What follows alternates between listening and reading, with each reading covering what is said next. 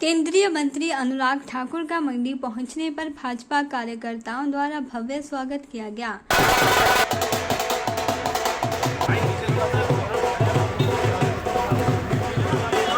इस मौके पर केंद्रीय मंत्री अनुराग ठाकुर ने मीडिया से रूबरू होते हुए कर्नाटक के चुनावों को लेकर भी प्रतिक्रिया व्यक्त की और कहा कि कर्नाटक में एक बार फिर से भाजपा पार्टी सरकार बनाएगी। 24 घंटे और है, इंतजार करिए, चुनाव का इंतजार रहेगा सबको ही नतीजों का। जिस तरह से भारतीय जनता पार्टी ने वहां पर शानदार अपनी ओर से कैंपेन किया है, लोगों का उत्साह देखने को मिला है।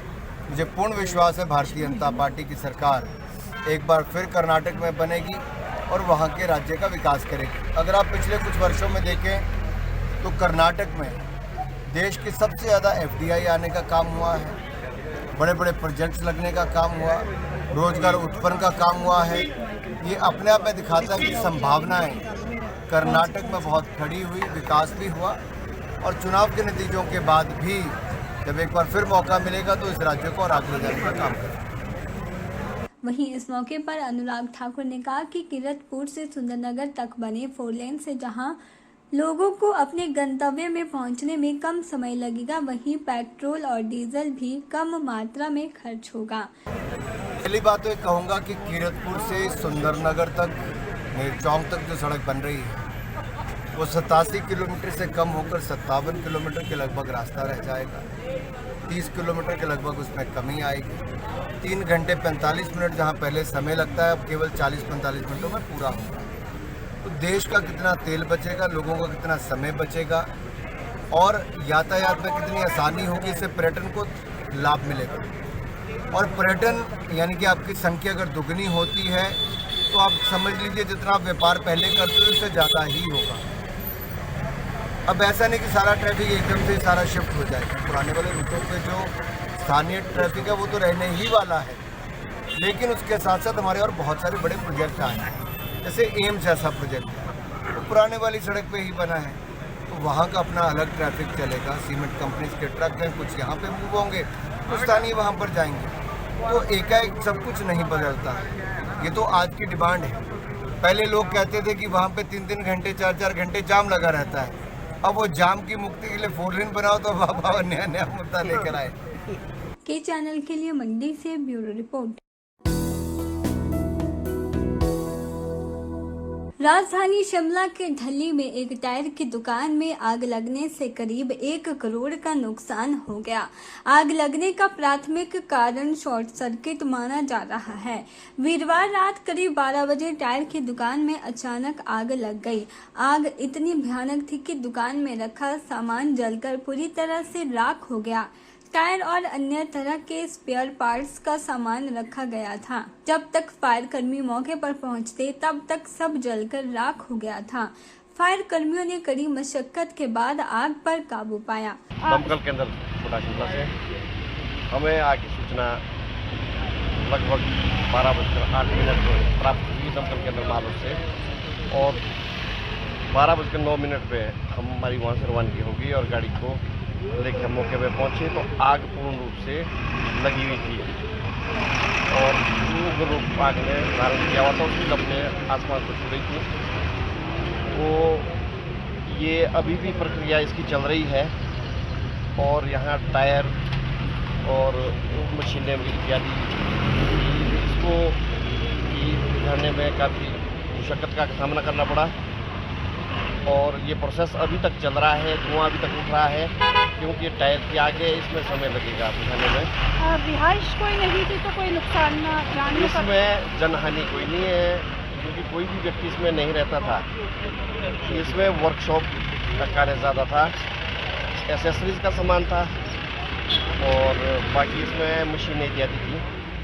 वहीं दुकान मालिक ने बताया कि इससे उन्हें करोड़ों रुपए का नुकसान हुआ है। संयुक्त रूप से एक वर्कशॉप थी जिसके अलावा टायरों और मशीनरी के गोदाम भी थे जिनमें लगभग 1 करोड़ का सामान था। यह लकड़ी की एक पुरानी बिल्डिंग थी। नुकसान ऐसा जितने टायर थे, मेरे पास टायरों की शॉप थी, रिपेयर थी, जितनी मशीनरियाँ थी, सारा नुकसान है। 300-400 के करीब टायर और 150 रिम और एसेसरीज अलग थी, मशीनरी अलग थी, कोई कम से कम 1 करोड़ के करीब का नुकसान हुआ ये बिल्डिंग 4 मंजिल की बिल्डिंग थी, जिसमें नीचे 3 स्टोर थे, ऊपर शॉप थी, 3 दुकानें इकट्ठी थी। नहीं, कुछ मालूम नहीं है कि पता नहीं, अब उसको जांच में पता लगा कि बिजली शॉर्ट सर्किट हुई किस वजह से हुई है, क्योंकि लकड़ी की बिल्डिंग थी, उसमें जो आग लगने का तो मुझे बहुत देर में लगा। तो उससे पहले हमारे साथ में यहाँ जो बिल्डिंग है, इन्होंने इन्फॉर्म कर दिया था कि भाई यहाँ आग लगी। जब तक हम आए तब तक तो इसमें बहुत ज़्यादा तेज़ आग बुझाना बड़ी मुश्किल हो गई थी इनको। वहीं प्रत्यक्षदर्शी पड़ोसियों ने बताया कि वे रात भर से भीषण अग्निकांड को देखकर घबरा गए। इनका कहना है कि इन बिल्डिंगों में बिजली बोर्ड की सर्विस वायर बेतरतीब तरीके से बिछाई गई है, जिस कारण अब इन्हें अपनी बिल्डिंग के लिए भी खतरा महसूस होने लगा है। उनका कहना है कि आगजनी में जली बिल्डिंग पर भी इसी प्रकार के तार बिछे हुए थे, जो आगजनी की चपेट में आए हैं, और ऐसे में इन्होंने बिजली बोर्ड से मांग की है कि बेतरतीब तरीके से बिछाए गए इन तारों के जाल को बेहतर तरीके से मैनेज किया जाए, ताकि भविष्य में आगजनी की घटना को रोका जा सके। जहाँ पे ये इंसिडेंट हुआ है बिल्कुल उसके साथ वाली बिल्डिंग में, जॉइनिंग बिल्डिंग में रहती हूँ। इट इज़ वेरी फियरसम, क्योंकि कल रात को हमने कैसे बच्चों के साथ सारी रात सड़क पे काटी है। इतनी आग और इतना अभी तक ये तो नहीं पता चला कैसे लगी आग, बट हम लोग काफ़ी डरे हुए हैं। यहाँ पे बिजली की तारें गिर रही थी ऊपर से, बिजली की तारें सड़क के ऊपर हैं, 3 तारें सड़क पे गिरी। बच्चों के साथ मैनेज करना बहुत मुश्किल हो रहा था। अब बच्चे भी डरे हुए थे, पर हम लोग रिक्वेस्ट करते हैं, हमारी जॉइनिंग बिल्डिंग है, वहाँ पे भी बिजली की तारों का जंजाल है बिल्कुल। तो कल को खुदा ना खास्ता कुछ ऐसी हो जाए इंसिडेंट, तो हम रिक्वेस्ट करेंगे इलेक्ट्रिसिटी बोर्ड से कि प्लीज़ यहाँ की तारों को मैनेज करें ढंग से, ताकि थोड़ा सा हम भी रिलीफ। मेरा नाम स्नेहलता है। ये आग जो है ढली में लगी है, अमर बिल्डिंग में। हमारे को रात को 12 बजे लगा पता, और यहाँ पर तारों का बहुत जंजाल है, इसको ढंग से मैनेज करें। हाँ जी, उसके ऊपर से भी साइडों से भी थी, तारों को ढंग से मैनेज करें इलेक्ट्रिसिटी के चैनल के लिए शिमला से पुष्पेंद्र कुमार की रिपोर्ट।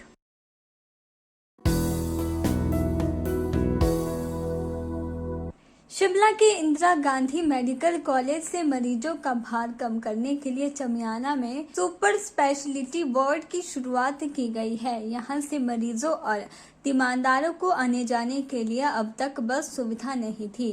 बस सरकार ने मरीजों और तीमारदारों की इस परेशानी को अब खत्म कर दिया है। आईजीएमसी से चमियाना जाने के लिए एचआरटीसी बस की शुरुआत कर दी गई है। हिमाचल प्रदेश सरकार में ग्रामीण विकास एवं पंचायती राज मंत्री अनिरुद्ध सिंह ने आईजीएमसी से चमियाना के लिए एचआरटीसी की बस को हरी झंडी दिखाकर रवाना किया। यह सुविधा सुबह 9 बजे से शुरू होकर रात 8 बजे तक चलेगी। शुरुआत के तौर पर आईजीएमसी से चमियाना के लिए 11 रूट शुरू किए गए हैं।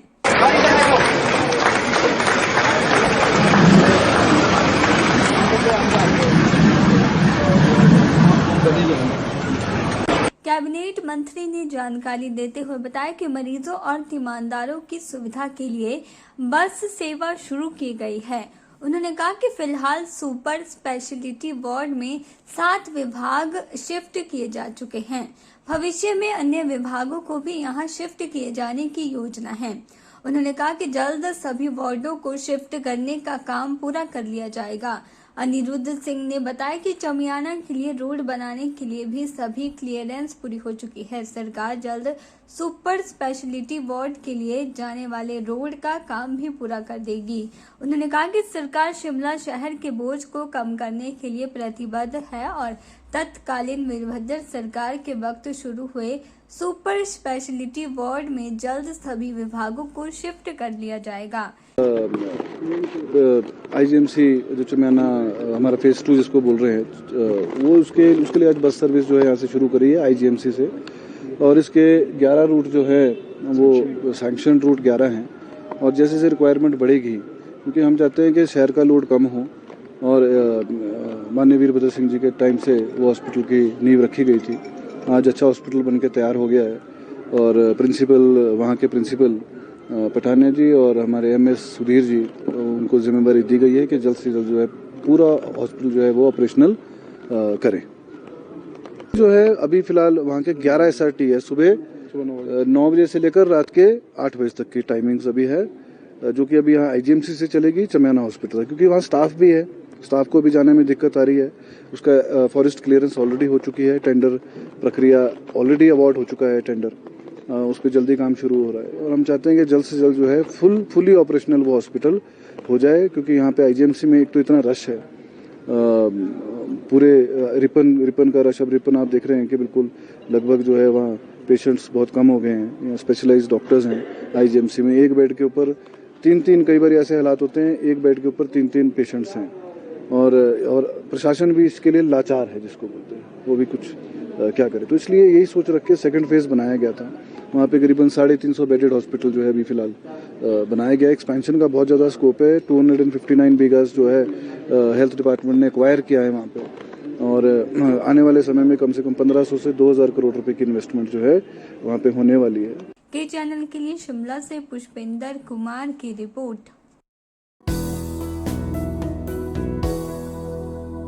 बीते दिन हिमाचल प्रदेश के उप मुख्यमंत्री मुकेश अग्निहोत्री एक दिवसीय दौरे पर डलहौजी विधानसभा क्षेत्र पहुंचे थे।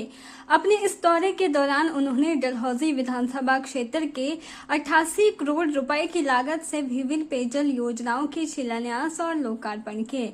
अब डलहौजी शहर को 24 घंटे पानी उपलब्ध करवाया जाएगा।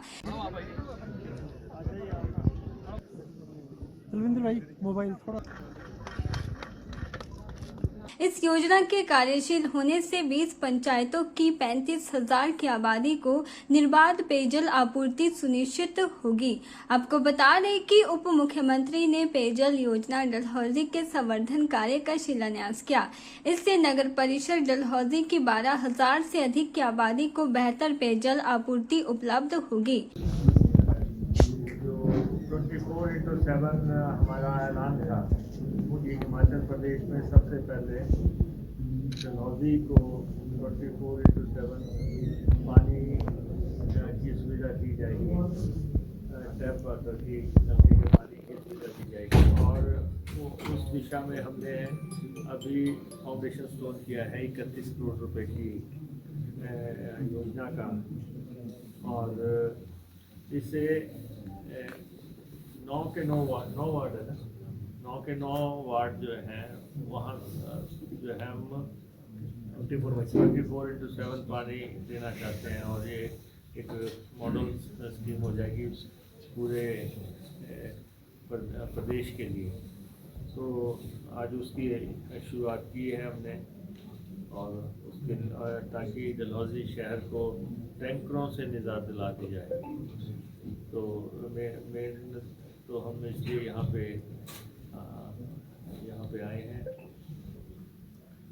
उसके अलावा जो हमारे पास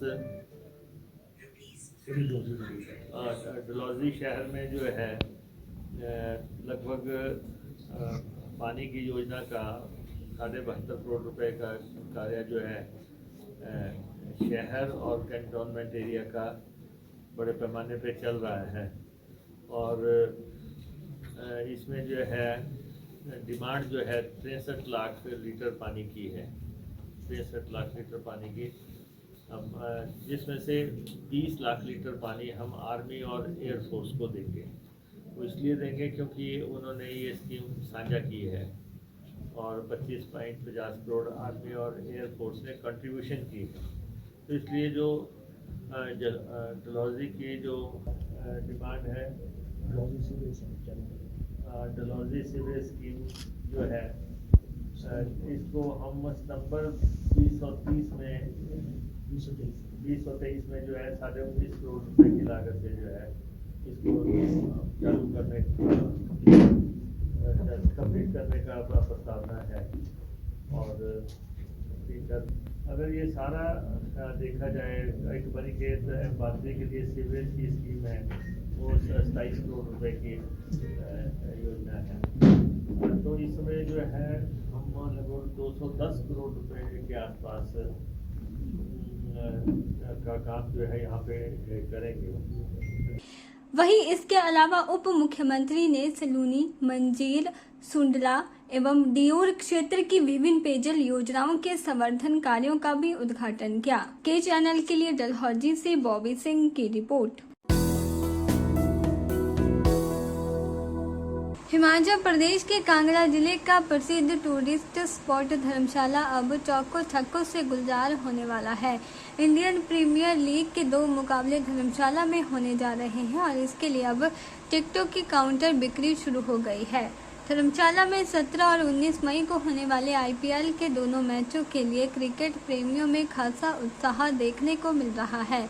इन मैचों को देखने के लिए टिकटों की डिमांड भी बढ़ना शुरू हो गई है, जिसके लिए फ्रेंचाइजी ने टिकटों की कीमत में इजाफा कर दिया है। इस समय ऑनलाइन टिकट बिक्री में 1000 रुपये वाले वेस्ट स्टैंड 2 और ईस्ट स्टैंड 2 में टिकट 1500 रुपये मिल रही है। 850 रुपये वाले नॉर्थ 2 का टिकट भी 1500 रुपये में मिल रहा है। इसके अलावा 1200 रुपये वाले नॉर्थ 1 स्टैंड और नॉर्थ 2 स्टैंड का टिकट अब 1750 रुपये में मिल रहा है। स्टेडियम में आईपीएल मैचों के दौरान करीब 19,000 टिकटों की सेल की जाएगी। वहीं अभी तक कई स्टैंड की टिकट सेल हो चुकी है। मैच के लिए सबसे सस्ती टिकट 750 रुपये बताई गई थी, जो अब खेल प्रेमियों को उपलब्ध नहीं हो रही है। बताया जा रहा है कि यह टिकट शुरू में ही बिक चुकी है। एचपीसीए के एक पदाधिकारी ने बताया कि आईपीएल मैचों में टिकटों के दाम बढ़ना और कम करना फ्रेंचाइजी के अधिकारी क्षेत्र में आता है। 10 साल बाद धर्मशाला में हो रहे आईपीएल मैचों के लिए लोगों में अधिक उत्साह है। टिकट को लेकर धर्मशाला क्रिकेट स्टेडियम के बाहर दर्शकों की भारी भीड़ जुटना शुरू हो गई है। के चैनल के लिए धर्मशाला से ब्यूरो रिपोर्ट।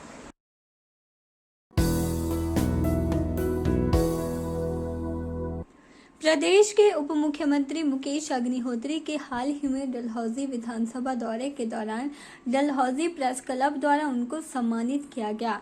डलहौजी के सर्किट हाउस में डलहौजी प्रेस क्लब के अध्यक्ष विशाल आनंद और अन्य सभी पदाधिकारियों और सदस्यों ने उप मुख्यमंत्री मुकेश अग्निहोत्री को स्मृति चिन्ह के रूप में विश्व प्रसिद्ध चंबा रुमाल और शॉल टोपी पहनाकर सम्मानित किया।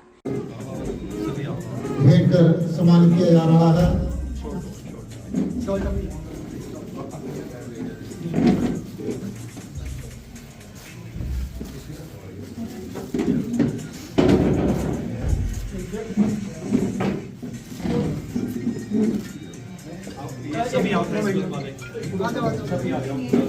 टोपी एवं चंबा जिला की उत्कृष्ट कलाकृति चंबा रुमाल भेंट कर सम्मानित करते हुए इस अवसर पर पूर्व मंत्री और कांग्रेस की वरिष्ठ नेता आशा कुमारी को भी डलहौजी प्रेस क्लब द्वारा स्मृति चिन्ह के रूप में चंबा थाल और शॉल टोपी पहनाकर सम्मानित किया गया।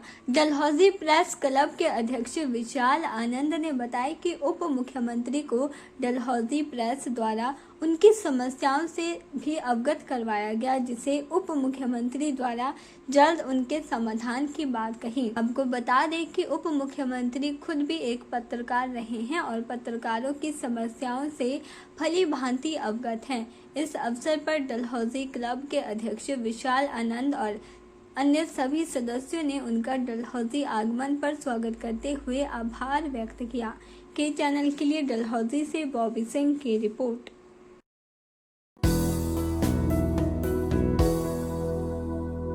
होमी भाभा विज्ञान शिक्षण केंद्र मुंबई के Tata institute of fundamental research में इंटीग्रेटेड एमएससी पीएचडी में प्रवेश के लिए सिलेक्ट होने वाले जोगिंदरनगर के अभय भारद्वाज ने इतिहास रच दिया है। पूरे देश से टीफल में इंटीग्रेटेड पीएचडी में मात्र 18 छात्र ही सिलेक्ट हुए हैं। अभय भारद्वाज का चयन न्यूक्लियर एंड एटॉमिक फिजिक्स में रिसर्च के लिए हुआ है। यह संस्थान भारत सरकार द्वारा संचालित प्रदेश के सबसे प्रतिष्ठित संस्थानों में से एक है। TIFR-DS में दाखिले के लिए इस वर्ष फरवरी में ही अखिल भारतीय परीक्षा हुई थी।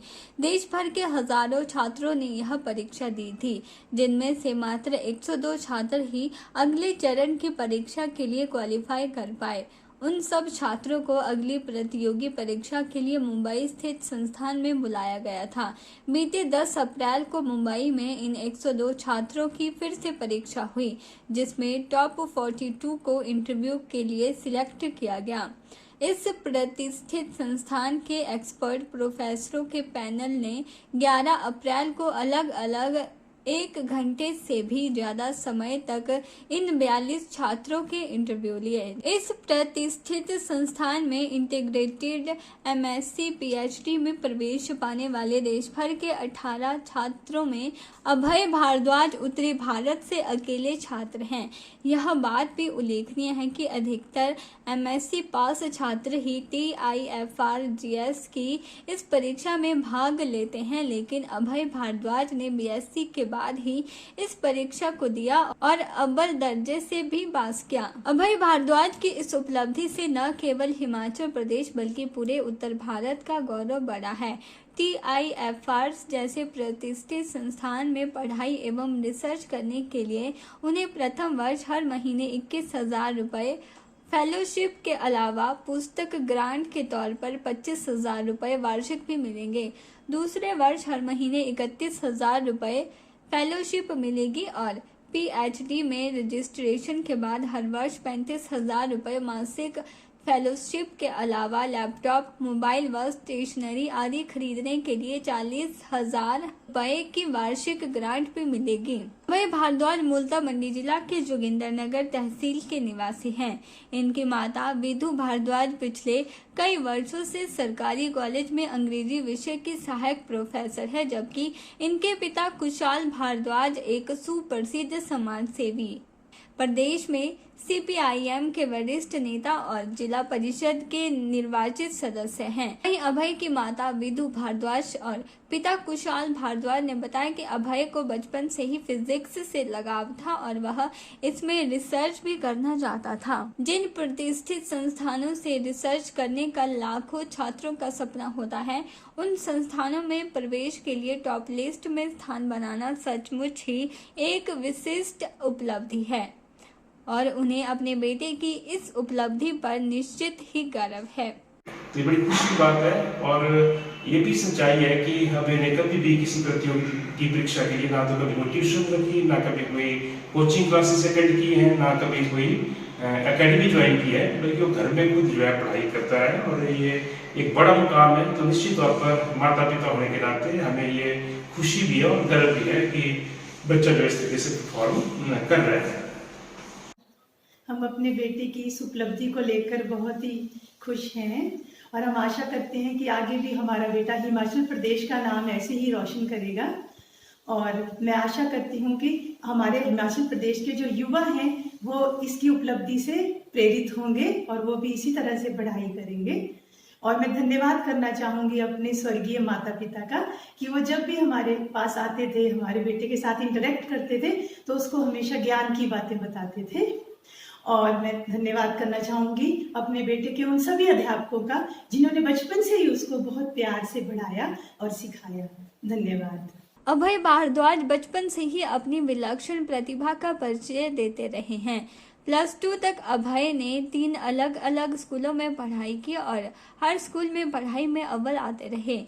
+2 की पढ़ाई करने के बाद BSc फिजिक्स ऑनर्स की पढ़ाई हेतु टेस्ट पास करने व +2 के अंकों के आधार पर अभय के सामने 3 विश्वविद्यालयों में से किसी में भी प्रवेश लेने का विकल्प खुला था। अंकों के आधार पर दिल्ली विश्वविद्यालय में भी नॉर्थ कैंपस के कई कॉलेजों में अभय के पास एडमिशन लेने का विकल्प था। हालांकि अभय ने 96.66% अंकों के आधार पर दिल्ली विश्वविद्यालय की किरोड़ीमल कॉलेज में BSc फिजिक्स ऑनर में दाखिला लिया था।